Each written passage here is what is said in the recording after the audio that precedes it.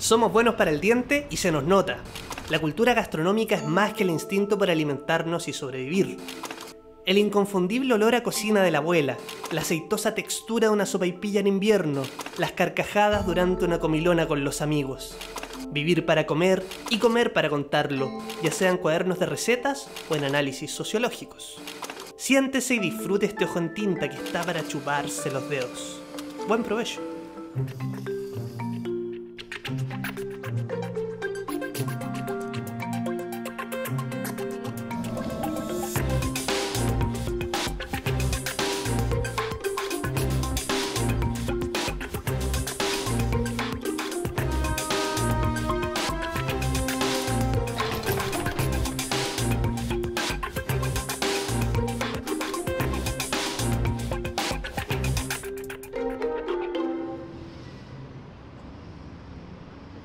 Si algo caracteriza la relación de Pilar Hurtado con la gastronomía es su carácter familiar. Junto a su madre han rescatado recetarios de la comida típica chilena, además de introducir fórmulas culinarias del Perú. ¿Qué le falta a nuestra cocina? Bon appetit, queridos televidentes. Pilar, estamos en la cocina del Tambo, acá en el patio Bellavista, un restaurante de comida peruana. El olor nos está matando. Sí, porque están empezando a preparar el almuerzo. Estamos antes de la hora de almuerzo. Yo quería preguntarte primero, porque tú estudiaste periodismo, después estudiaste literatura, ya eres autora de libros, eres columnista gastronómica. ¿Cuándo surge esa faceta tuya? El gusto por la comida lo tengo de siempre, me viene de familia. Soy una familia muy golosa. Y cuando empecé a trabajar como periodista en revistas femeninas, nadie se quería hacer cargo de la sección cocina. En esa época la cocina era como... no era tan bien mirada como ahora, no estaba de moda. ¿Como un espacio menor dentro del medio? Sí, entonces como que nadie quería, no sé, pues traducir una receta o buscar un dato porque no era lo que se usaba y a nadie le interesaba. Yo me hacía cargo de eso y eso fue como mi primera aproximación profesional al tema. Y en mi vida en Perú, cuando niña y adolescente, solía leer críticas gastronómicas y me parecía alucinante algún día trabajar en eso, pero pensé que era como el señor notario, o sea, que se tenía que morir alguien para entrar a ese cargo.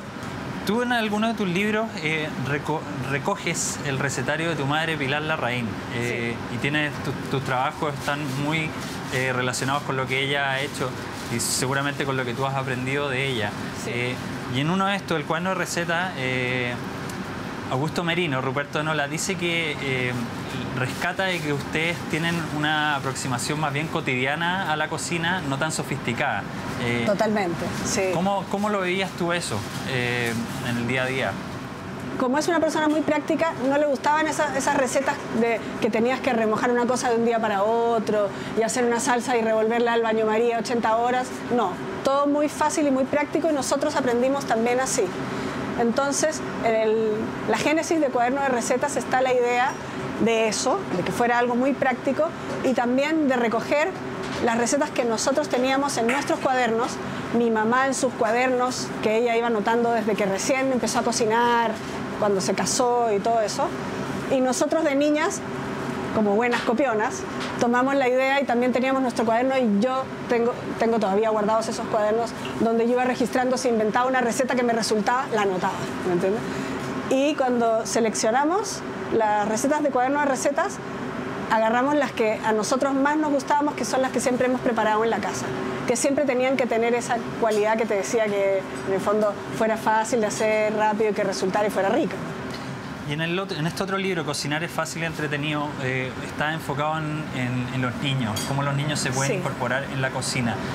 ¿Sientes que los trabajos que tú has hecho tratan de recuperar un poco el carácter familiar del preparar alimentos, preparar comida? Sí, a mí me importa mucho el tema porque recuperar el carácter como familiar de que la cocina sea hecha quizás a más de 2 manos, ¿por qué no? Es entretenido y además los niños se involucran en un tema tan importante como es su alimentación. ¿Podríamos decir que nosotros a Perú usualmente le podemos ganar en fútbol, pero ellos nos ganan en cocina? ¿O eso es solo un prejuicio? A ver, respuesta de corazón dividido. Ya. Si lo miro desde mi lado peruano de mi corazón, diría que sí. O sea, que, claro, que Chile le gana en fútbol, pero en cocina los peruanos nos ganan. Y la colonización estomacal que ha habido, o sea, estomacal en el sentido de la cantidad de restaurantes peruanos y el gusto que el chileno ha adquirido por la comida peruana es una prueba de eso. Es como la conquista de nuestros paladares. Sí, eso por un lado. Mi lado chileno, sin embargo, también se siente orgulloso de nuestra cocina. El tema es que los peruanos han hecho un trabajo de mucho más larga data de investigación, rescate y preparación de recetas de otras regiones, no solamente la cocina de Lima, que es la capital, o la cocina arequipeña, sino que cocinas regionales varias, o sea, están en otra etapa en el desarrollo del amor por su cocina, y eso también se ve reflejado en el trabajo que los restaurantes peruanos sacan fuera del territorio peruano. ¿Qué le diría Pilar Hurtado, la comensala Pilar Hurtado, a los comensales chilenos? Con respecto a la cocina chilena, le diría que todavía falta ponerle un poco más de punch al orgullo nacional por nuestros platos. ¿Ah? Creo que estamos en ese camino, pero falta un poco. O sea, no pongamos siempre por sobre la cocina chilena las cocinas de otros países. Si viene un extranjero a Chile, un amigo o alguien por negocios, qué sé yo, llevémoslo a restaurantes chilenos, no lo llevemos a restaurantes de otra nacionalidad como para lucirnos. Mostrémosle lo nuestro y sintámonos orgullosos. Es un trabajo que toma mucho tiempo, pero yo creo que estamos en esa línea. Pilar, como un gesto de hermandad, yo creo que deberíamos servirnos un plato peruano ahora, ¿no? No es mala. ¿Vamos? Vamos. A mí me gustaría un lomo saltado. Yo les quiero recomendar este libro, Notas de cocina de Leonardo da Vinci. Emula notas escritas por el artista renacentista, pero que en realidad lo escribieron dos críticos gastronómicos europeos. Es muy creativo, muy ingenioso. Al comienzo yo reconozco que fui engañada porque creí que era cierto, pero no, y se les recomiendo porque en la cocina siempre tiene que haber humor.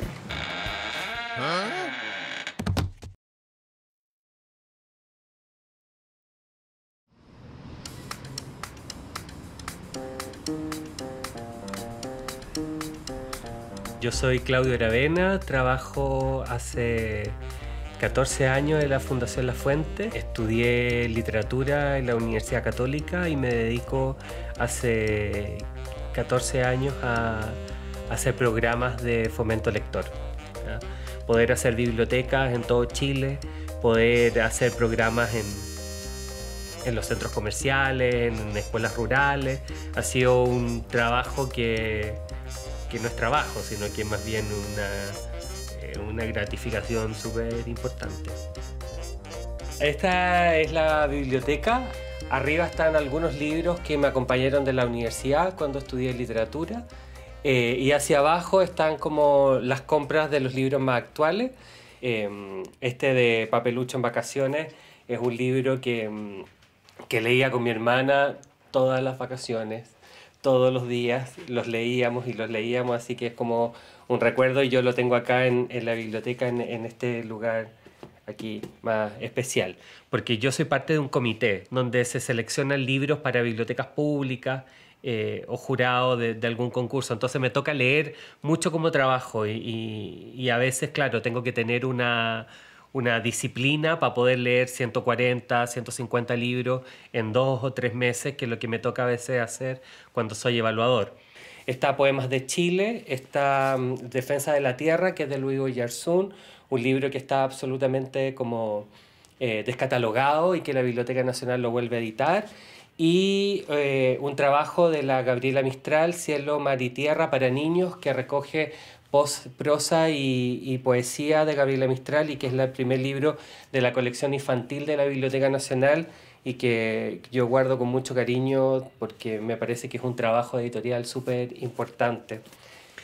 Una biblioteca tiene que ser un espacio abierto, tiene que ser un espacio democrático, tiene que ser un lugar en donde existan múltiples libros, múltiples temas, pero tiene que ser principalmente un lugar de acogida. Tommy Ungerer, ahí podríamos mostrar. Estos son de Ediciones Ecaré y estas son de Calandraca, que es una editorial española que lo está recuperando. La compra es bien a veces compulsiva, porque por el trabajo que tengo tengo que estar siempre yendo a la librería. Me gustan las portadas, sí hay algunos que los compro por portada, pero otros principalmente porque me llaman la atención ciertos autores. Cuando encontré a Pedro Lemebel sentí que en este tiempo principalmente sentí que me abría una puerta importante en lo que yo estaba como pasando y viendo, y me sentí muy identificado con su escritura, con su forma como revolucionaria, y este libro de Editorial Cuarto Propio es su primer libro publicado, entonces es súper especial dentro de la colección de la biblioteca. Bueno, yo creo que ningún libro no debería entrar en una biblioteca, excepto los libros que discriminen a las personas. Yo creo que esos son los únicos libros que no entrarían nunca en esta biblioteca ni en esta casa.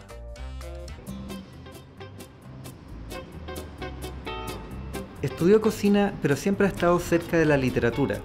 El chef Juan Pablo Mellado es un apasionado investigador de la gastronomía y la poesía chilena. Su trabajo más conocido es la edición con recetario de la epopeya de las comidas y las bebidas de Chile de Pablo de Roca. Para hablar de cocina chilena y poesía, pasé a ver a Juan Pablo su local, la Fuente de Soda Las Cabras. Juan Pablo, muy bonita tu fuente de soda. Bienvenido. Gracias. Me gustó mucho la forma en que ordenaste tu libro en el índice, porque es una manera de ordenar nuestra gastronomía muy propia, muy tuya. Por un lado, comida casera, la comida fuente de soda, marisquería, cocina guasa y dulcería por otro lado. ¿Qué son estos capítulos que le...? La virtud de Perú o la virtud de España en cuanto a esa como identificación importante que tienen con su cocina y el orgullo que sienten, etcétera. El vehículo, digamos, para llegar ahí es el descubrimiento de los conceptos culinarios que hay. En Chile se estaba hablando hasta hace muy poco de cocina chilena, como si esto fuera un saco en donde pueda caber un arrollado guaso y un mariscal al mismo tiempo, o una preparación nortina y una preparación chilota. Y en realidad no es posible, ¿te fijas? Entonces, el primer paso para conocer la cocina nacional es ordenarla. Y en el libro lo que traté de hacer es clasificar un poco, en estos capítulos, las distintas cocinas que yo veía en Chile, ¿ya? Siempre relacionadas con el lugar donde se comen. Bueno, un libro en el que te metiste más en la región, me imagino, es que el de Pablo de Roca, el Epopeya de las comidas y la bebida de Chile, porque ya esta epopeya que escribió Pablo de Roca, claro, tú diste el trabajo de darle la receta, cómo hacerlo. ¿Cómo fue ese trabajo de investigación del libro? Eso fue un trabajo como de terreno, finalmente, de recorrer algunos lugares que él nombra en la epopeya y que tenían platos que yo no conocía o cuya bibliografía no encontré, digamos. No había ninguna referencia en la Biblioteca Nacional, ningún libro, etc. Entonces lo que decidí hacer fue ir a estos lugares y hablar con las señoras mayores de Licantén, por ejemplo, para que me contaran cómo se hacían estos platos que él mencionaba. En particular, te diría que la experiencia como más reveladora fue con una preparación que se llama, o que él nombra chanfaina licantenina. La chanfaina es un plato español que llegó a Chile, que llegó a Latinoamérica, que se come en Perú, se come en varios lados, y en Chile también tiene una versión, pero no había ninguna referencia respecto a la chanfaina como se hacía en Licantén en particular. Y ahí fui, toqué la puerta, porque no había restaurantes ni siquiera en Licantén. Por lo tanto, tuve que tocar las puertas de las casas y hablar con las señoras y que me contaran un poco cómo se hacía.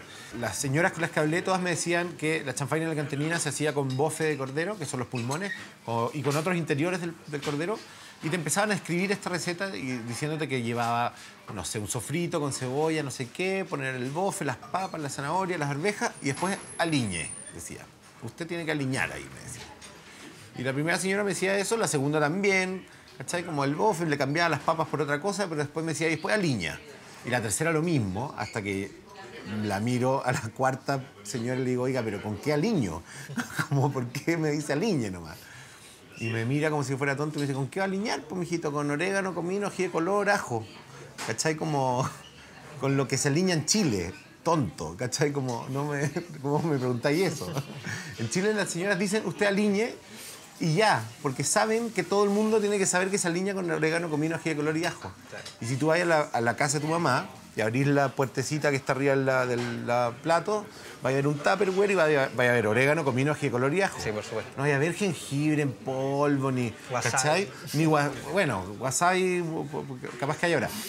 Pero esas 4 cosas siempre van a estar. Y además va a haber un quinto sobrecito que se llama el niño completo. Claro. Tú lo agarrás y lo das vuelta y tiene orégano, comino, ají de color y ajo. ¿Cachai? Y esa es la forma de alinear en la zona central de Chile las carnes. ¿Te parece que para terminar ponemos un plato de la Fuente de las Cabras? ¿Qué plato recomiendas tú? Una comida que no es tan conocida y por eso te la querría mostrar, que se llama charchas, que son las mejillas, o sea, no son las mejillas, es el músculo de la mandíbula de los animales, en este caso del chancho, y que creo yo que ha sido discursivamente ha sido muy interesante acá. O sea, es el plato, uno de los platos que más vendemos y que más fama se ha hecho con el nombre horroroso que tiene, por lo demás. Y nada, yo creo que es uno de los platos como emblemáticos de acá. Ya, gracias por la conversa. Veamos el plato para probarlo. De nada. Oye, unas charchas, por favor. Unas charchas. Sí. ¿Quieren algo más, chiquillos?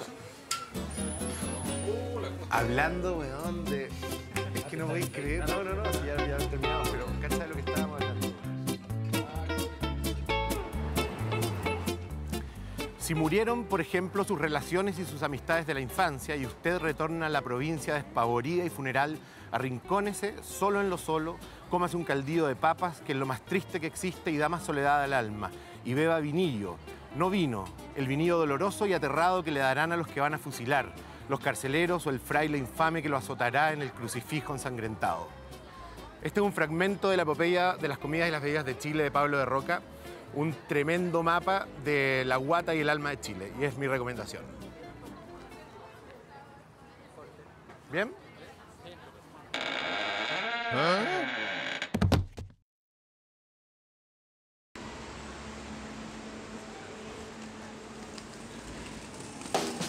¿Cuánto dice la comida de nosotros? ¿Cómo se expresan las relaciones de poder a través de la alimentación? ¿Existe la cocina chilena? Nos juntamos a la hora de almuerzo con la antropóloga Sonia Montesino, autora de La olla deleitosa, Cocinas Mestizas de Chile, a responder estas preguntas en el Café Colonia, un clásico del centro de Santiago. Sonia, estamos justamente en una hora de almuerzo de un día hábil cualquiera, conversando acá en el Café Colonia sobre el trabajo que has realizado. Y me llama la atención haber leído La olla deleitosa, Cocinas Mestizas de Chile, que es un libro emblemático, digamos, de tu trayectoria. ¿Cómo esta antropóloga se interesa por la cocina y cuáles son los primeros pasos que das? Bueno, no es extraño que una antropóloga se interese por la cocina, digamos, porque hay un gran referente en antropología que es Lévi-Strauss, ya que en realidad va a marcar toda una cantidad de reflexiones en la propia disciplina respecto a la importancia de la cocina en la cultura. Y eso es lo que a mí me interesó, digamos, por un lado teóricamente, pero por otra parte en términos de los trabajos de terreno que yo he realizado en distintos lugares, obviamente, la cocina, la alimentación, la comida, los espacios de comensalidad siempre eran muy relevantes, por lo tanto estaban puestos ahí en mi inconsciente y llegó un minuto en que ambas cosas, teoría y práctica, digamos, de la antropología se unieron para empezar a investigar sobre la cocina. ¿Cómo va armando esta investigación que se transforma en un libro? ¿Nos podría explicar cómo del trabajo día a día? Sí. Bueno, mira, en realidad el origen de este libro tiene que ver con una petición del Museo de Arte Precolombino de Carlos Aldunate, que también como museo tenía una preocupación por el patrimonio alimentario y por las cocinas, entonces me pidió hacerlo. Y bueno, lo que yo hice fue ir reuniendo, por un lado, todo lo que tenía yo como bagaje ya que había armado y comencé también a hacer una investigación más bibliográfica y en mis salidas a terreno también fui complementando, digamos, con esos elementos. Entonces, de esa manera se construye este libro. ¿Existe una cocina chilena? O sea, no existe una cocina chilena, lo que existen son cocinas chilenas, ¿ya? Que conforman, o sea, ese conjunto va a conformar lo que pudiéramos llamar, ¿no es cierto?, un estilo culinario que se relaciona con un territorio y con unas nacionalidades. Entonces, justamente lo que yo hago es pluralizar porque las cocinas, digamos, se componen de muchos elementos, ¿no es cierto?, elementos que tienen que ver con tradiciones que son familiares, con tradiciones locales y con tradiciones regionales, ¿ya? Entonces, por eso, digamos, el primer intento que hubo, digamos, en esta investigación fue demostrar eso. ¿Hay algún alimento o alguna preparación que se repita desde el norte hasta el sur? con variantes no tan grandes. Sí, ¿Cuáles serían como...? Bueno, por un lado tú tienes la empanada, ¿no es cierto? La empanada va a ser algo que está en todos los lugares, lo vas a encontrar, pero tiene sus variaciones regionales. O sea, no es lo mismo, por ejemplo, las empanadas del sur, supongo tú que son las empanadas, que hay un privilegio también ahí por lo frito, por ejemplo. La zona central es un privilegio mucho más por lo horneado, que tiene que ver, digamos, con un tipo determinado de empanada. Lo mismo ocurre con las cazuelas. ¿Cuál es el rol de la mujer en esta cocina chilena y por qué la participación del hombre es tan, digamos, el hombre más bien come en la historia de Chile? Exacto. Bueno, esa es una pregunta súper importante porque efectivamente cuando nosotros hablamos de cocina en términos de cultura, podemos decir que son las mujeres las artífices de haber transformado ya lo crudo en cocido. Eso es una cuestión fundamental. Y eso es una invariante en la mayoría de las sociedades humanas conocidas por la antropología y sigue funcionando. Las mujeres están a cargo de la alimentación cotidiana, ¿ya? Ellas son las que mantienen también, o sea, por un lado mantienen al grupo familiar, pero a la vez con determinado tipo de formas de cocinar mantienen una tradición. Ahora, ¿qué es lo que pasa con los hombres? Como hay en estas sociedades nuestras una división entre público y privado, obviamente el cocinero público es un hombre.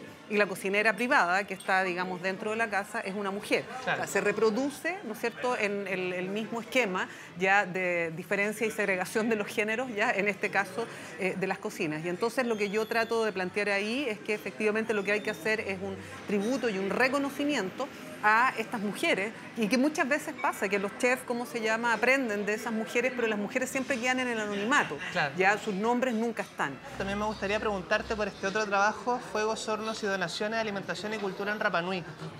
Entiendo que viajaste varias veces para construir este libro. Quería preguntarte sobre las principales sorpresas que te llevaste en la investigación.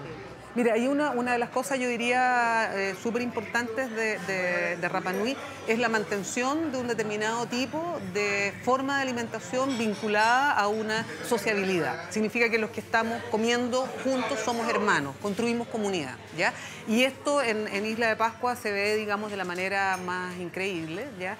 Y es sorprendente porque uno no lo ve acá, no existe, y no existe en otros lados, ¿no? Bueno, y lo interesante de esto es que cualquier persona ya puede comer ya y entrar, digamos, dentro de esa noción de comensalidad que tienen los Rapa Nui. O sea, creo que aquí en Santiago ni en ningún lugar ya tú entrarías a ninguna parte, digamos, a comer junto con la gente si es que no te invitan. Acá simplemente tú puedes hacer cola y comes de estos grandes humos ceremoniales, ¿no es cierto?, que lo que hacen justamente es hablar de que somos una sociedad, que somos una comunidad y que nos debemos los unos a los otros.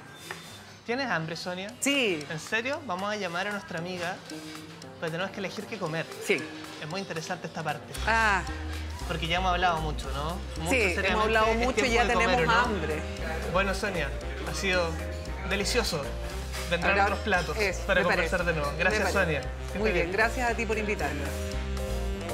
Bien, recomiendo este libro de Raúl Zurita, El día más blanco, que permite no solamente conocer lo que es la vida de este gran poeta o lo que fue su vida cuando era niño, sino es que cómo se construyen ciertas masculinidades en el mundo social chileno. Confieso que he bebido. ¿Y por qué no? Los poetas son ánforas sagradas. Donde se guarda el vino de la día. Escribía Holderlin. Claro que las ánforas terminan a veces por romperse prematuramente. Confieso que he bebido desde mis tiempos de estudiante de liceo en la frontera. Uno empezaba a probar inocentes chicha dulce de manzana que de pronto empezaba a bramar madurita de las bodegas, como decía Pablo de Roca, con los peligros subyacentes. Se seguía con la malta con huevo o harina por sus virtudes alimenticias. Y en el verano con la pilsen y el clerry por sus virtudes refrescantes.